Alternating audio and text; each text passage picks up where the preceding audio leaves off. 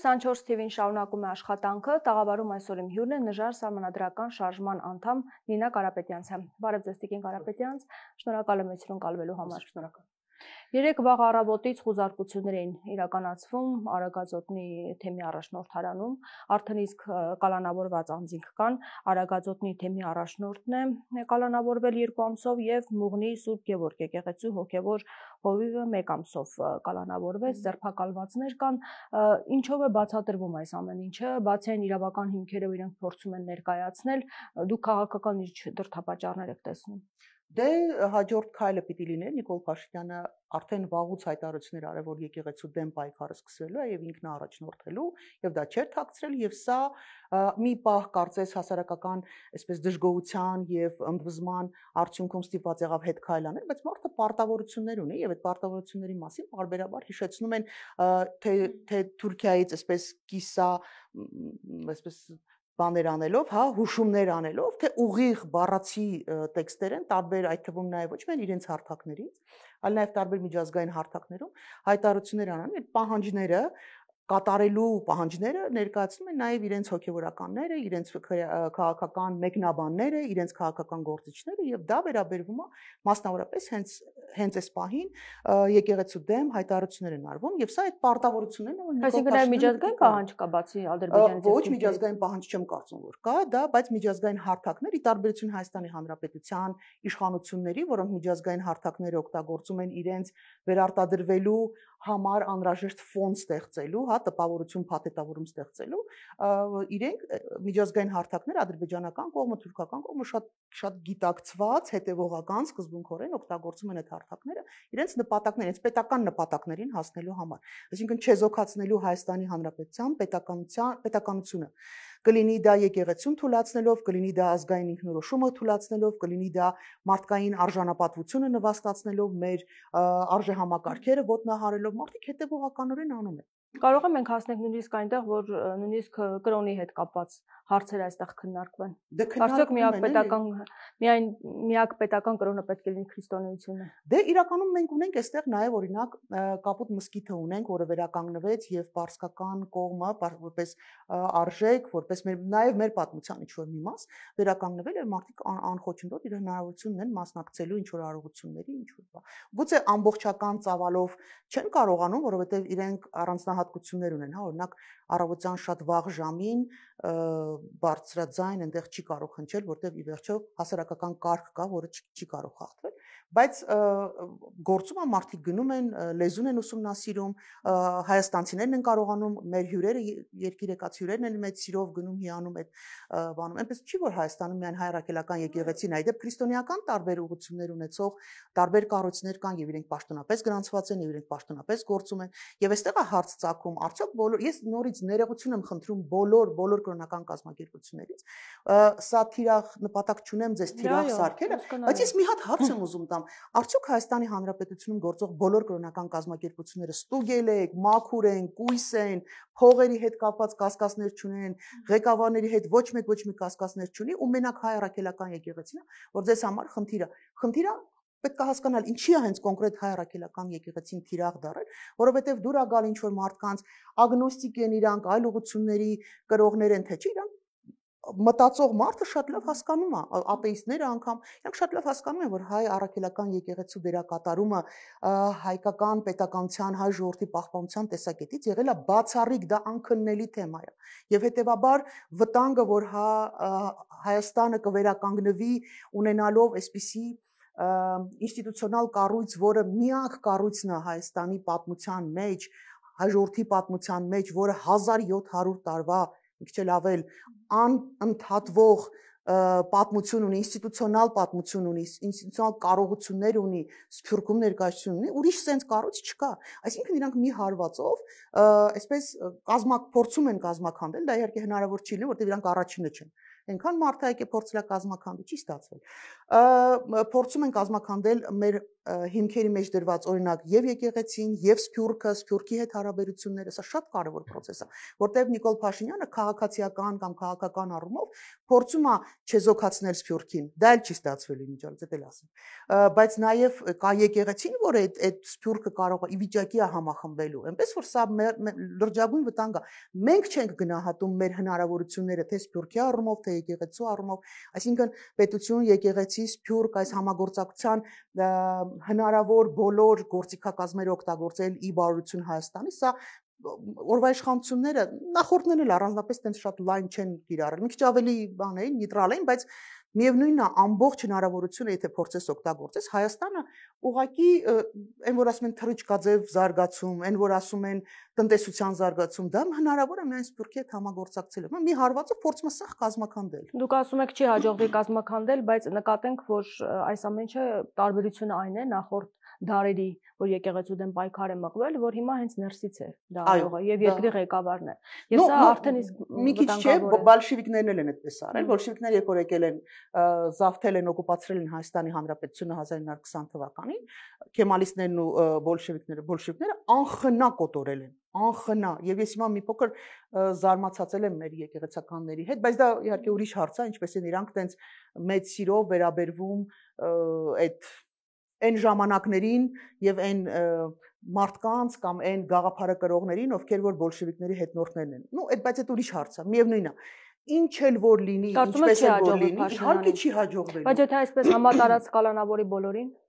դե բոլորին չի կարող կալանավորել։ Մեծ մասին կալանավորի, հիմնական այսպես դերակատարներին, կաթողիկոսի հետ ասում են արդեն գործնական փուլ է մտնում գործընթացը, կալանավորման նպատակներ կան նաև իր նկատմամբ։ Իհարկե։ Այսինքն խատել եկեղեցին։ Գիտեք, մենք շատ դժվարություն ունենք, որովհետև ցավալիորեն մեր եկեղեցին ոչ թե եկեղեցին ներողություն եմ խնդրում, մեր տարբեր կրոնական բարձրաստիճան ղեկավարներ, ղեկավարպաշտոններ զբաղեցնողներ, չգիտեմ ճիշտը ոնց ասել, իրենք էլ ճիշտ վարքագիծ չեն դրսևորել շատ երկար ժամանակ ու դա շատ խնդրահարույց է իրենց պահվածքը։ Դա է պատճառը, որ այն կոնսոլիդացիան տեղի չի ունենում, որը պիտի տեղի ունենար, բայց դա չի նշանակում, որ հասարակության ներսում այդ նерվը չի զարգանում, որովհետև գիտեք, շատ վիրավորական է, սարսափելի վիրավորական է, երբ որ ինչ որ մի անորոշ մի կերպարի բերում են հմեկ, հասկանալի է, չէ՞ որ հմեկ պատահական մարդիկ չեն գալիս։ Հմեկը շատ հստակ ունի եւ սև ցուցակներ եւ բերում այն մարդկանց ումից ակնկալում է, որ ստանալու է իր համար ցանկալի տեքստեր, եւ չեմ զարմանա, եթե պարզի որ այդ տեքստերն էլ նախապատրաստված են, որովհետեւ նրանք ովքեր իրենց սրտի տեքստերը չեն ասում, շատ արագ, ասենց խմբակային, ես կասեի ոհմակային հարցակում են անում այդ մարդու վրա ու չեն էլ թողում որ խոսա։ Այսինքն իրենց համար անցանկալի տեքստերը հմեկից չեն հնչում։ Այ բերեցին ինչ որ մեկին, այդ ինչ որ մեկի անորոշ ցակումով մի կերպարի, որը որ տենց միամիտ դեմքով այսօր միամիտ կլորացրած աչքերով ասում էր ես ինչ ես իսկի տեղյակել չեմ եղել որ մարդ են ձերբակալել, այսինքն դու քո բարոյական կերպարով այդպեսին ես։ Դու քո համայնքի ներսում քո խնդիրները լուծելու փոխարեն գնացել ես Պետրոսի նման մեկի մոտ ու բան ես, հա, այնտեղ ասենք ինչ ասեմ, հայտարարություններ ես արել, որոնք առանց փաստորեն ստուգելու, որովհետև հարց են տալի այդ բանին, հա, հայտարարություն անող հոգեվորականին ասում են քեզ կանչել են, քեզ հարցակնել, ասում է չէ։ Բա չեք հարցակնե, բա միակ ցենց դատարկ հայտարարության վրա 12 հոգի մարդ եք ձերբակալում, կամ այս մարդկանց արածն ինչ էր, որ անհրաժեշտություն կար ծանոթագիր ուղարկելու փոխարեն, որ մարդիկ իրենց կամքով գնալ ազգային անվտանգության, այդ ապրեք այդ դիմակավորված, այդ ինչ էր արել, մարդ էին կերել, չգիտեմ, ինչ էին արել։ Պարզ է, չէ՞ որ այս ամեն ինչը սեն շոու է, տպավորություն ստեղծելու, որ ոչ մեկ Նիկոլ Փաշինյանի դեմ խաղ չկա ուղղակի, այս տպավորությունը ստեղծելու համար, բայց սա ուղիղ հակառակ էֆեկտն է տալի, որտեղ անգամ մարդիկ, ովքեր այդքան է կապված չէին եկեղեցու հետ, գուցե ագնոստիկ էին, գուցե աթեիստ էին, գուցե չէին սիրում տարբեր կրոնական բարձր պաշտոններ զբաղեցնող մարդկանց, իրենց մոտ էլ այդ դժգոհությունն ու վրդովմունքը առաջանում է, ինչ վեր, այսինքն գաս եկեղեցու դուռը փակես կամ նստավայրի դուռը փակես խոզարկություններ անես, որ ինչ ցույց տաս, որ հետո ցույց տաս, որ այնտեղ ինչ որ զարդեր են եղել, ինչ որ, չգիտեմ, գումարա թեկուզ եղել, հա, ասենք գումար ա եղել, ասենք բարեգործություն են եղել։ Պատգամավորները դա տարածում էին, ասում են ինչ կապ ունի հոգեվորականի հետ եւ այլն։ Գիտեք, նույնիսկ $2 էին տարածում, որի իբրև թե դա հաջողության համար են դրել, իսկապես ստորակարժ զզվելի ուղակի ես ամանչում եմ մեր Գիտեք, նենց չի որ մեր քննչական կոմիտեն կամ մեր ոստիկանությունը կամ մեր ԱԱԾ-ն կամ մեր դատարանները էլի մերն է հիմա ինչ ունենք էտա եղել էր իրենց բարձրունքի վրա մենք սենց հիացած ենք եղել իրենց բայց այսքան նվաստացած հասկանում եք ամենակարևոր բանը ինչա կատարվում Նիկոլ Փաշինյանը արել է հետևողականորեն գնում է հանցագործություններ կատարելու ճանապարհով բայց իրան դա քիչ է Իրան պետք է որ բոլորը հանցակից դառնա Իրան պետք է որ քննչականը հանցակից դառնա, դատախազությունը հանցակից դառնա, ոստիկանությունը հանցակից դառնա, ԱԱԾ-ն հանցակից դառնա։ Ինքը բոլորին դարձնում է հանցակից, անգամ մարդիկ, ովքեր անկեղծորեն ինչ որ, չգիտեմ ինչի հիման վրա, բայց փորձում են կիսել իր գաղափարները, մտքերը ինչ որտեղ համաձայնվում են։ Ինքը արվեստագետ կլինի, չգիտեմ, ուղղակի շարքային քաղաքացի, ինքը բոլորին Բայց փաստորեն հաջողվում է եթերային բառ չի, բայց պիտի ասեմ, բոլորին փչացնում է, բոլորին, որովհետև ու նորից ես ձեր եթերից էլ եմ ասել, շատ ուրիշ եթերներից էլ եմ ասել, Նիկոլ Փաշինյանը հեռանալու է մենակ, հիշեք, Նիկոլ Փաշինյանը մենակ է գնալու ստեղից։ Ձեզանից ոչ մեկին, իհարկե պետք է կասեցնել այդ process-ը ինքը պիտի չգնա։ Անշուշտ պատասխանության հարցը պիտի լինի, տարբերակ չկա ուղղակի։ Մի անգամ մենք պիտի ունենանք դատավարություն, որտեղ օրվա իշխանությունը պիտի պատասխանության ենթարկվի, որովհետև որպեսզի ոչ թե դա վրեժ է, այլ դա նախ արդարադատություն է, երկրորդը դա կանխարգելիչ գործողություն է հաջորդի եկող ցանկացած պաշտոնյայի, որ ինքը հասկանա, որ այս երկիրը ձեր համար դուքյան չի, որ չեք կարա գաք ու ձեր անմեղսունակ ու անբարոյական մտքերն ու գաղափարները այստեղ հակապետական, հակաժողովրդական, ժողովրդավարական, չգիտեմ, դավաճանական ձեր գործողությունները չեք կարող իրականացնել։ Սա անխուսափելի process է։ Այնպես որ մեր հասարակությանը պիտի կոչ անեմ ուշադիր լինել, չխաբնվել, լսել, որովհետև սա իսկապես պիտի արձագանք ստանա, առնվազն 26 թվականին սրա արձագանքը պիտի լինի շատ կոշտ, բայց գուցե եւ հասարակությունը որոշի, որ դրանից շուտ հանրային ինչ որ process-ներ կարիք կլինի անելու, չգիտեմ, ինչպես կդասավորվի, որտեղ մեր ժողովրդին շատ են թուլացրել, շատ են նվաստացրել, շատ են վիրավորել, ու նորից մարդը ով ունի արժանապատվություն, այդ թվում նաև, գիտեք, ես չեմ կարծում, որ դատարաններում բոլորը արժանապատվություն չունեն։ Ես իսկապես չեմ կարծում, որտեղ ես գիտեմ մարդկանց, ովքեր հաշտ չեն այս ոստիկանները հաշտ չեն այս process-ը, ցենց բան հələ չի եղել։ Որտեղ նախկինում ոստիկանը որ հարցնում էր, ասում էր, բա դու եկել ես, ասենք, օրինակ Սերժ Սարգսյանը դեմ միտինգ ես անում, ուրեմն դու պետությանը դեմ ես։ Ու ինքը անկեղծորեն համարում էր, որ դու պետության դեմ ես։ Հիմա մարդկանց մեջ մարդիկ անծանոթ մարդիկ, ուսադիր կրող անծանոթ մարդիկ մոտենում ասում են, «Էս ինչ են անում, սրա կասեցման ճանապարհը չկա»։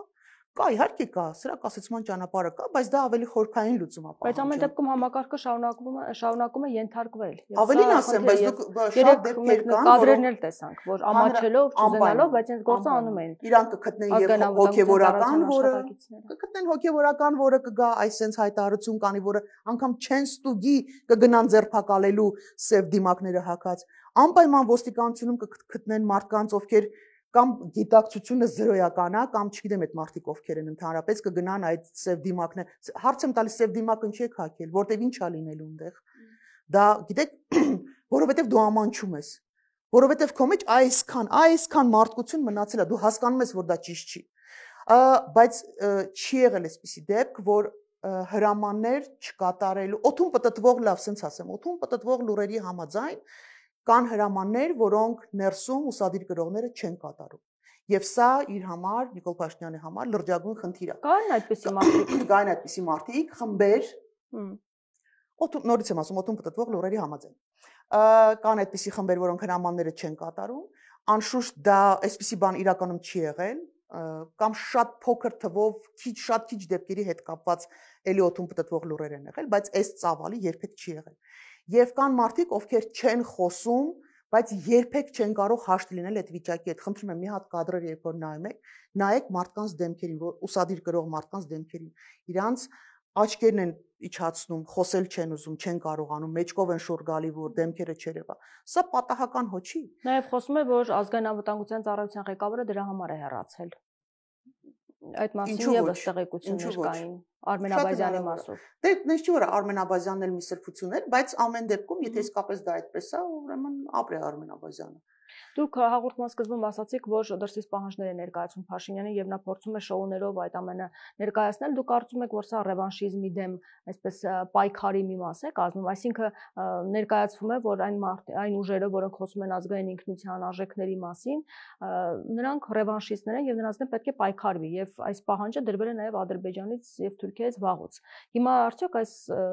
կոնտեքստում է նաեւ այս գործողությունները արվում եւ ցուցադրվում է, որ այո, մենք պայքարում ենք նրանց դեմ։ Դրսից ասելով ես կոնկրետ նկատի ունեմ Ադրբեջան, Թուրքիան, որովհետեւ լսարանի մոտ չպիտի տպավորություն ստեղծվի, որ օրինակ արևմտյան երկրներում տենց պահանջ կարող է ներկայացել։ Ծայրահեղ ազգայնականության դեմ, այո, այնտեղ հաշ չեն, արևմուտքում հաշ չեն, որովհետեւ ցանկացած բնույթի ծայրահեղություն չի կարող ոչ մի դրական, բայց ազգային ինքնորոշման, ազգային բան է, հա, գաղափարների ինքնության պահպանման տեսակետից այնտեղ ընդհանրապես խնդիր չկա։ Ավելին ասեմ, այնտեղից ստիպում են ցանկացած երկրի, այդ թվում նաև Հայաստանը պարտավորություններ ունի ստանձնած, օրինակ ազգային փոքրամասնությունների իրավունքները պաշտպանելու, եւ դա շատ ճիշտ է։ Այստեղ տրամաբանություն չկա, հա, եթե դրսից պարտադրանք կա, այսպես ասած, ազգային փոքրամասնությանը իրավունքները եւ մշակութային արժեքները ամեն ինչ պահպանել, ինչի մեծամասնությունը այդ իրավունքները չունի, բարձր չէ, որ մենք էլ պիտի ունենանք։ Հիմա Ադրբեջանի տեսանկյունից այո, սա ռևանշիզմի դրսևորում է, իրանց պետք է որ այստեղ լինի, կներեք, մի սուրով ոչխար լինի, չլինի ինքնություն, չլինի պատմություն, չլինի ինքնագիտակցություն եւ սա հետեւողականորեն արվող process է, բայց ինչպես շատ ճիշտ նշեցիք, եւ եկեղեցու դեմ ուղղված process-ներ եւ բազմաթիվ այլ process-ներ, իրենք նախկինում եղել են, այսպես ասած, մեզ զավթածների պահանջները հիմա երկու տարբերակ կա, կամ մեզ չեն տեղեկացնում, որ Ադրբեջանն ու Թուրքիան օրինակ մեզ զավթել են այլևս եւ մենք չունենք ինքնիշխանություն եւ իրանք են որոշում ներկայացնում եւ ստեղի նամեսնիկը կամ ստեղի, չգիտեմ, գուբերնատորը կամ ստեղի վիլայեթի ղեկավարը ինքն է, այսպես որպես գործադիր մարմին իրականացնում այդ process-ները կամ չգիտեմ ուրիշի ինչ բացատրություն կա։ Բայց Փաշինյանը ներկայացնում է, որ դա ներքին պահանջ է, իրենց նպատակ, ավելի շուտ էին այդ մասին մտածել։ Ինչի մասին մտածում, ազգային ինքնության ոչնչացնելու ճանապարհ։ Եթե իրանք դրա մասին ավելի շուտ են մտածել, եթե ավելի շուտ են մտածել, սա նշանակում է մենք ընդհանրապես ազգային անվտանգության ծառայություն չունենք։ Այսինքն այս մարդը մտածել է, ինչ որ քննարկումներ արել, ինչ որ process-ներ ա եղել, իլակի հազիվ վավեկանան գնան բաները, հոգեվորականների հետևից նկարեն, թե ինչ մուճուր զարդեր կամ չգիտեմ, ինչ որ դրամական ինչ որ բաներ կա, հա, նվիրատվություններ կամ չգիտեմ ինչ։ Իդեպ նկատենք, որ խաղաղության համաձայնագրի 8-րդ հոդվածում այսպիսի կետ կա, որ կողմերը դատապարտում են եւ կպայքարեն անհանդուրժողականության, ռասայական ատելության, խտրականության, անջատողականության, բռնի ծայրահեղականության, ահաբեկչության դեմ, դրանց բոլոր դրսևորումներով յուրաքանչյուրն իր իրավազորության շրջանակներում եւ կապահովեն իրենց նկատմամբ կիրառելի միջազգային պարտավորությունների կատարումը։ Հիմա կարող են այս անունների տակ այսպես անցկացնել եւ սկսեն հետապնդումներ պաստորեն ընդդիմության նկատմամբ, եկեղեցու նկատմամբ, վարկյան անգամ չկասկածել, հələ չկնքված նախաստորագրված այդ process-ներ իրականացում, որովհետեւ շատերն են խոսել այս հարցի մասին, Իդեպ սա շատ վտանգավոր նաեւ երկակի այսպես ստանդարտների հոդված է եւ պետք է առավել ուշադրության արժանանալ հենց ընդդիմության կողմից։ Հիմա այս կոնտեքստում հարց եմ տալի, արդյոք զարմանալի չէր, որ Բագրատ Սրբազանին վերագրեցին ահաբեկչություն հոդվածը։ Հարց. ահաբեկչության նշույլ չկա այնտեղ, հասկանում եք։ Այն ինչ որ առնվազն գոնե հրապարակվել է, հանրային եթերում եղել է ներկայացրել, քնչականն է ներկայացրել, դատախազ ինչ որ բաներ ներկայացրեց, այն երկու հատ падգամավոր կա քաղաքասարակությունից, երկու հատ մոլորված կա։ Այս մարդիկ երբ որ ներկայացրեցին, դրա մեջ ահաբեկչության նշույլ չկա։ Մանավանդ որ մի մասն էլ իրանց այսպես ասած ապացույցների որ ներկայացրեցին, պարզվեց որ դա դրա մասին չի, ինչի մասին որ իրանք ներկայացնում են, հա, այնտեղ բաների գյուլելու հետ կապված ինչ որ տեքստեր կան, բայց լրիվ ուրիշ կոնտեքստի մեջ էր, այս քրեական գործը, որպես այդ կապել չուներ։ Հիմա պարզա չէ, երբ որ ես հարց էի տալի տրամաբանությունը որն է, ասենք ահաբեկչություն հոդվածը դնա, շատ ծանր հոդված է։ Նորից Սասնա ծռերը զենքով մտել են ՊՊՑ գունդ, անգամ այդ ժամանակ մարդկանց վերաբերյալ քրեական գործ չի հարուցվել ահաբեկչություն հոդվածով։ Բայց մարդկանց ասում է, ինչ կապ ուներ այդ process-ը, հա, այսպես ինչ է կանում։ Հիմա բերում ենք համեմատում ենք այս տեքստի հետ ու հասկանում ենք, թե հանուն ինչի էր դա արվում։ Տեսեք, միանգամից ասում քանի բան են անում, եւ պարտավորություններ են, այսպես ասած, իրականացնում, եւ եկեղեցուն են վարկաբեկում, այսինքն մի հարվածով մի քանի, այսպես թիրախի են հարվածում, որոնց պահանջը ակնկալիքը ունի Ադրբեջանը եւ Թուրքիան։ Սա չի նշանակում, նորից սա շատ կարևոր է, մեր լսարանը պիտի շատ լավ պատկերացնի, սա չի նշանակում, որ մենք պիտի չունենանք հարաբերություններ, նորմալացված հարաբերություններ թե Թուրքիայի, թե Ադրբեջանի հետ։ Սա բնավ դա չի նշանակում։ Դուրը դրան վրա հարևանի հետ առնվազն պիտի մարդավարի բարևես, անցնես գնաս։ Նվազագույնը։ Հետագայում հնարավոր կլինի ավելի խորացնել, սերտացնել հարաբերությունները, իհարկե այո, բայց ես լսում եմ օրինակ Փաշազադեի իրենց կրոնական առաջնորդի խոսքը հայ առաքելական եկեղեցու նկատմամբ, հիմա սա ատելություն էր, թե չէ։ Սա խտրական վերաբերմունք է, թե չէ։ Եվ Ադրբեջանը պայքարելու է դրա դեմ։ Իհարկե ոչ, այդ պարտավորությունը միայն Նիկոլ Փաշինյանի համար է։ Այնտեղ ես դրա համար եմ միշտ ասում։ Ես մեծ կասկածներ ունեմ, որ բանավոր կամ այս ստորգետնյա ինչ որ պայմանավորվածություններ կան, որոնք սրանց լրացնելու այս բաներ տողերը բացելուց հետո մենք հասկանալու ենք, որ սա լրիվ ուրիշ բանի մասին է, որ Հայաստանի ինքնիշխանությունը զրոյականացնելու մասին է։ Ատելություն պիտի չլինի, բայց այդ չափի ատելություն ինչքան կա Ադրբեջանից դեպի Հայաստանը, հայատյացության որակը եւ մասշտաբը եւ level-ը ոնց են ասում, մակարդակը, որը արվում է այնտեղ այդ հայատյացությունը, ում կողմից է նաև արվում։ Կներեք, Հայաստանում երբեք չի եղել, երբեք այդպիսի Ադրբեջանի ժողովրդի կամ պետական քաղաքականություն երբեք չի եղել, եւ ես դա ասել եմ բոլոր հարթակներից, եւ փակ հանդիպումների ժամանակ, միջազգային գործընկերների եւ դեսպանների այդ հանդիպման ժամանակ, երբ որ փորձել են բերել, այդ թվում նաև Հայաստանի ներսի քաղաքասարակության որոշ ներկայացուցիչներ ասել են, բա ոնց, բա եղել է Հայաստանում եղել է, չի կարող չլինի, որովհետեւ պատերազմող երկրների ժողովուրդների միջև չի կարող չլինի անհանդուրժողականություն իրար նկատմամբ։ Դա նորմալ է, մարդիկ զավակ են կորցրել, մարդիկ հայրենիք են կորցրել, մարդիկ ցեղասպանության իհարկե լինելու է, բայց այդ մակարդակով, որը որ կա Ադրբեջանի կողմից դեպի Հայաստանը, երբեք Հայաստանում որևէ ժամանակ չի եղել։ Որ մանկապարտեզներից, դպրոցներից ուսուցանել ատելություն։ Ու սա նույն հարթակի վրա դնել Հայաստանին եւ Ադրբեջանին համեմատելու համար, դեռ համեմատելու եզրեր չկա։ Իդեպ քաղաքասարակության մասին խոսեցիք, երեք տեղեկացանք, որ Դանիել Իովաննիսյանն է հենց հաղորդում ներկայացրել Տեր Արամի հայտարարությունների հիման վրա, երեկվանից ովքեր որ քննադատում էին նրան, մի խումբ պաշտպանում էր, թե դա է ձեր այսպես արդարության ձգտումը, որ քաղաքասարակության գործիչը հաղորդում է հանցագործության մասին ենթադրյալ ներկայացրել եւ դուք քարկոծում եք նրան։ Այստեղ էլ մի լրացում անենք, Դանիել Էլիոնիսյանի հերթին գրառում էր արել հետևյալ բովանդակությամբ, որ դուք մանիպուլացնում եք, որովհետև ես նաև իշխանությունների վերաբերյալ եմ, իշխանության ներկայացուցիչների վերաբերյալ եմ, հա, ես իբր չեզոք եմ, բայց պարոն չի նշում, որ ոչ մի իշխանության ներկայացուցիչի նկատմամբ քրեական հետապնդում ես ուղղակի չեմ կարողանում մտաբերել, եթե հիշում ա, որ դա շարունակականություն ա ունեցել եւ որովհետեւ մեկը քրեական պատասխանատվություն ա ենթարկվել իր գրառումներով, թող հուշի դրա մասին։ Ես այդտեղ գիտեք վերջերս մի հաղորդում էի նայում Կարպիս Փաշոյանի եւ Դանիել Իովաննիսյանի բավականին երկար տևած հաղորդումը, բայց ձեր թույլտվությամբ մի քիչ ձեր ժամանակից խլեմ, մի հատ շատ հին արևելյան հեքիաթ կա, ասում է երկրի ղեկավարը հագնում է տարբեր ժողովուրդներ ունեն, դրա համար ինչ-որ բան չեմ նշի առանցին։ Հագնում է այտենց աղքատ շորեր, գնում է գյուղ գյուղ, տնե դուռ ընկած ու մարդկանց հետ խոսում է, խնդիրների մասին տվյալները հավաքում, հետո գալիս է հանդիպման մի շատ իմաստուն մարդու, որը այնքան իմաստուն է լինում, որ ասում է, գիտես, ես քեզ առաջարկում եմ առաջի վեզիրի, այսինքն առաջի թագավորից հետո երկրորդ մարդու պաշտոնն եմ առաջարկում, ասում է թագավոր ջան, ասում է բա ինչ իմացար որ ես թագավորն եմ, ասում է դե որպեսզի երկրորդ տեղը ինձ առաջարկես, դու պիտի առնվազն առաջինը լինես, ճիշտ է։ Տրամաբանական է, չէ՞, շատ տրամաբանական է։ Հիմա ես Կարպիսի հետ հարցազրույցից ես ենթադրում եմ, որ դուք Դանիելի մասին հարց եք տալու, սղագրել եմ, չեմ պատմելու, որ բառացի լինի։ Ուրեմն Դանիել Իովաննիսյանը զրույցի մեջ ասում է. Ես վերջերս մի քննարկման էի, փակ քննարկման էի, բավականին տարբեր պուբլիկա կար այնտեղ, ու մի վեճ գնաց կուսակցություններից մեկի մասով, լավ, ասեմ, դաշնակցության մասով, ու մասնակիցներից մեկը ասում էր, պնդում էր, ասում էր, ախր դաշնակցականները հանցագործություններ են գործում, բան են անում, պետության համար վտանգավոր են, բան եւ իրանց պետքա փակել, մեկ ուրիշ մասնակից այդ վեճին ասում էր, համաձայն լինելով այդ պնդումների հետ, ասում էր, թե չէ, իրենց փակելը հակառակ էֆեկտը կլինի, ավելի լավ է իրենց չսահմանափակել, թող մասնակցեն ընտրություններին, որտեվ եթե փակենք, ուշադրություն փակենք,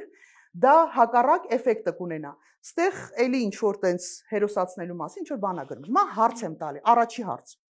Այդ ո՞նց է լինում, որ մենակ Դանիել Իոնիսյանն եմ հրավիրում այնպիսի հավաքների, ինձ օրինակ երբեք չեն հրավիրել։ Նինա Կարապետյանցին եթե հրավիրեին ու խոսային կուսակցությունների փակելու մասին, դա կնշանակեր, որ այնտեղ կինո էր սկսել։ Երկրորդ հարցը. կարող է 24 News-ի խմբագրությունը հավաքվի ու որոշի կուսակցություն փակել։ Այդ հնարավորությունը կա։ Բոլոր լրատվականները հավաքվեն ու որոշեն, որ ինչ որ կուսակցություն պիտի փակեն։ Այդ հնարավորությունն չունեք, չէ՞։ Ունի քաղաքասարակության հասարակական սեկտորը հավաքվի ու որոշի կուսակցություն փակելու։ Ունի թե չէ։ Հիմա հարց է ծագում։ Հիշեք այն հեքիաթը։ Իսկ ով ունի այդ հնարավորությունը։ Միայն իշխանությունը։ Ասելա թե երբ որ Դանիել Իոնիսյանը մասնակցում է իշխանական ժողովներին, որտեղ որ քննարկվում է ինչ որ կուսակցություն փակել չփակելը, ինքը այլևս օբյեկտիվ լինել չի կարող։ Ինքը այլևս մաս է կազմում այդ կուսակցության։ Եվ ակնկալել, որ այս մարդը անաչառության տեսակետից այդ process-ը իրականացնում, սա ժողովրդավարական process-ներ է, այլևս անլուրջ է։ Ես պիտի ձեր եթեր օգտագործեմ, ներողություն խնդրեմ իմ ազգակից բարեկամներին, որտեղ մենք խնամիական կապ ունենք Դանիելի հետ, ներողություն եմ խնդրում եւ քրոջիցս եւ իր դստերից, որը իր կինն է, բայց երբ որ նժարի վրա դրված է պետությունը, հայրենիքը եւ անձնական շահերը կամ բարեկամական բան, կներեք ժողովուրդ ջան, պետությունը շատ ավելի կարեւոր է։ Այն ինչ որ այսօր անում է Դանիելը, Նիկոլ Փաշինյանի ու իրանց, ես ասում եմ նաեւ սազանդարների ու պրոպագանդիստների հետ, դա ամոթալի է եւ դա վտանգավոր է։ Դա ժողովրդավարության հետ կապ ու աղերս չունեցող process է։ Դա մեր պետականության կայացման հետ 0 կապ ունի։ Հետևաբար, սիրելի ժողովուրդ, ասում եմ, լսելուց ուշադիր լսեք, թե ում եք լսում, հետևողական եղեք, մի թույլ տվեք, որ ձեզ մոլորության մեջ պահեն, որովհետև մարդիկ, ովքեր ներկայանում են որպես ժողովրդավար, ներկայանում են որպես այսպես եվրոպական արժեք կրողներ, որոնք ինքնորոշված պետության կամ սուվերեն պետության կողմնակիցներ, այս մարդիկ ընդամենը մի փոքր խմբակի շահեր են սպասարկում։ Շատ ուշադիր է պետք լինել։ Մի թողեք, որ ձեզ մոլորեցնեն ուղղակի։ Իդեպ երեք դատարանը եւս մեկ որոշում կայացրեց, դատավոր Վահե Դոլմազյանը 2 օր քննեց Սամվել Կարապետյանի կալանքի երկարաձգման հարցը եւ վերջո որոշում կայացրեց, որ 30 օրով պետք է երկարաձգել։ Իդեպ դատարանը նաեւ հիմնավոր չի համարել Սամվել Կարապետյանին դատախազության կողմից մեղսագրվող փողերի լվացման ու տնտեսական հանցագործությունների մասով մեղադրանքները եւ կալանքի երկարացման համար իբրև հիմք է ընդունել իբր սահմանադրական կարգի տապալման կոչը։ Ամոթալի է, ուղղակի ամոթալի։ Ես անկեղծ ասած պարոն Դոլմազյանից ուրիշ ոչ մի բան չեմ սպասում, որովհետև մենք ունենք իրավապաշտպան դեր գործնեության տարիներին, մենք մոտավորապես 10 տարի ունեցել ենք ամենահայտնի գործերից մեկը մեր Կարեն Կունգուրցովի, որտեղ 15 տարեկան երիտասարդ էին սպանել եւ քթել էին մի մարդու, ում վրա կարելի էր բարթել այդ գործը, ընդհանրապես այդ process-ի հետ կապ չունեցող մի տղայի, որը իրենց կարծիքով խոցելի էր եւ Կարեն ջան կներես, իրենց կարծիքով տենց անտեր էր լինելու ու ոչ մեկ իրան թիկունքին չէր կանգնելու ու մենք 10 տարի պայքարել ենք Կարեն Կունգուրցովի գործով եւ այդ գործով դատախազներից մեկը եղել է պարոն Դոլմազյանը։ Կարենը արդարացվել է 2 անգամ, 3 բոլոր ատյանները անցնելուց հետո 2 անգամ, դա չլսված բան է։ Արդարացվել է սպանության գործով եւ դատախազներից մեկը եկել է Դոլմազյանը։ Դոլմազյանը պատասխանատվության հարց պիտի կրեր այդ գործով, որովհետև ակնհայտ անմեղ մարդու վերաբերյալ տարիներ շարունակ մեղադրանք է պաշտպանել։ Ես երբ որ ասում եմ, որ ստեղծում են այսպես կոչված նոր դատարաններ, որտեղ մարդիկ բերում են մարդկանց, ովքեր խոցելի են, որովհետև այս գործի համար մենակ Կարենի գործով հերիք էր, որ Դոլմազյանի հետ կապված Դոլմազյանը խնդիրներ ունենա։ Բայց խոցելի մարդուն բերել եք իբր նոր դատարանում, իբր նոր դատավոր նշանակել եք, որ ինչ անեք, որ այսպիսի որոշումներ կայացնի։ Դուք հասել եք ձեր նպատակին։ Սա նաև մեր միջազգային գործընկերներին եմ ուզում ասեմ, այս եք դուք, սա եք դուք սատարում։ Երբ որ ես իրանց այդ հանդիպումներում անընդհատ սա շեշտում եի, որ ասում եի ընդհանուր ուպակովքին, հա, փաթեթավորմանը մի նայեք, բովանդակությանը նայեք, եւ ինձ էլ ասում են լիքը մարդ կա, որ գոհ է, երևի Դանիելենց հետ են օրինակ հանդիպում, որոնք շատ գոհ են այս process-ներից, դե պարզեն չէին գոհ, ասում եմ ու քիչ մարդ կա, որ դժգոհ է այս իբր բարեփոխումների process-ներից ու ամենաղալմաղալը քեզանից է դուրս գալի, ասում են ճիշտ է, որովհետև դուք նայում եք փաթեթավորմանը, ես նայում եմ բովանդակությանը, այդ Դոլմազյանը բովանդակությունն է։ Եվ բայց ես կուզենամ, որ Դոլմազյանը ինչ որ ժամանակ էլի մնա որպեսզի հետո նաև Նիկոլ Փաշինյանի իր թիմակիցների վերաբերյալ քննվող գործերն էլ Դոլմազյանը լսի։ Դոլմազյանը լավ Հաստատի, ինչքան կարող են հետաձգել այս կալանքի մնալու, անընդհատ կարող են հաստատի մենք տեսնում ենք, որ այդ փողի լվացման գործով չեն կարողանում։ Իհարկե չեն կարողանում, սա ձևական process է, որը միջև ընտրություններ անընդհատ երկարաձգել։ Իհարկե, որովհետև իրենք տեսնում են Ինչ վտանգ են տեսնում իսկապես։ Իրենք ուժ են տեսնում եկեղեցու կողմից, այդ թվում նաև իրենց վերարտաբացի այդ դրսի պատվերներից, իրենք ուժ են զգում եկեղեցու կողմից, որպես, չգիտեմ, երևի ինչ որ համախմբող ուժ, որպես կոչ, չնայած ինչ դժվար եմ պատկերացնում, բայց ինչևէ։ Նիկոլ Փաշինյանը վտանգ է տեսնում եկեղեցուց, պարտավորություններ է կատարում դրսի համար եկեղեցու դեմ, ամենայն հավանականությամբ տեսնում է որպես հնարավոր համախմբող տարբերակ Սամվել Կարապետյանին ու իր այդ շարժումը եւ հետապնդելու է բոլորին։ Յուրաքանչյուր մարդ, ով այս ընթացքում լինելու է, ինքը պիտի շատ հստակ պատկերացնի, որ որևէ բան, այսպես պրիդուգադած կանխատես, հա, որևէ գործիք, որը հնարավորություն կունենա օգտագործել Նիկոլ Փաշինյանը, ինքը չի խորշելու, ոչինչով չի խորշելու։ Համոզված եղեք։ Ես ավելի սրեմ իրավիճակը, ես չեմ բացառում մեր բոլորի, ովքեր հայտ են ներկայացրել քաղաքականության մեջ մտնելու, այո, վարչապետի տեխնացու, որպես ասել եք։ Այո, թիմը այդպես որոշեց վարչապետի տեխնացու։ Ես չեմ բացառում մեզանից բոլոր յուրաքանչյուր ազնիվ ուժի, որ իսկապես դիմադրության հնարավորություն է ստեղծելու, իրենց եւ կալանավորումը, եւ բռնությունները, եւ հետապնդումները, ես անգամ չեմ բանի դեպի փարակարի դեպքից հետո, ես անգամ ֆիզիկական ոչնչացման վտանգներ չեմ բացառում, որովհետեւ գիտեք, ասում եմ մարդ, որը կարողանում է հրահանգ տալ անօրինական հրահանգներ տալ գնալ մտնել եկեղեցի ու այսպիսի իրավիճակ ստեղծել, այսպիսի անբարոյական վիճակ ստեղծել, ես այդ մարդկանցից ամեն ինչ սպասում եմ։ Այնպես որ բոլորին, բայց սա չի նշանակում, որ մարդիկ պիտի վախենան, որովհետև գիտեք, նորից նժարի վրա հայրենիքն ու պետությունն է դրված։ Եթե մենք մեր ընտրությունը լինելու է պետություն հայրենիք թե քո անձնական փոքր բարեկեցություն կամ այտենց անհասկանալի կոմֆորտ է, որտեղ այս պայմաններում կոմֆորտ չի կարա լինի։ Մտածող մարդը արժե համակարգ ունեցող մարդը այս վիճակում անկախ